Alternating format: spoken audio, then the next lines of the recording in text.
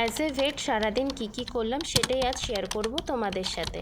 প্রথমে বাড়ি থেকে বেরিয়ে পড়লাম অফিসের উদ্দেশ্যে, আর আমার বোন চলে যাচ্ছে বাড়িতে।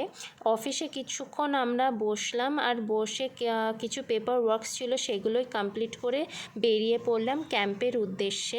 আজকে ক্যাম্পে এই কুকুরটি এসেছিল, তার কিছু স্কিনের প্রবলেম হয়েছিল, তারপর অনেক ব্যাক টু ব্যাক অনেক এমার্জেন্সি কলগুলো চলে এলো, সেইগুলোই আমরা কমপ্লিট করলাম। ইট ওয়াজ এ বিগ হেক্টিক, কিন্তু ওদের সুস্থ করতে প্রচণ্ড গরম পড়েছিল তাই কোল্ড ড্রিঙ্কস খেলাম বাধ্য হই। ইউজুয়ালি আমি কোল্ড ড্রিঙ্কস খেতে অতটা প্রেফার করি না।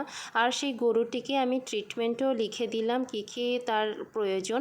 তারপর অফিসে আমরা ব্যাক করলাম। অফিসে এসে দেখি একটা ছোট্ট পাখি এসেছিল। It was so tiny and cute, কিন্তু খুবই উইক ছিল, সেটাকেও ট্রিট করা হলো।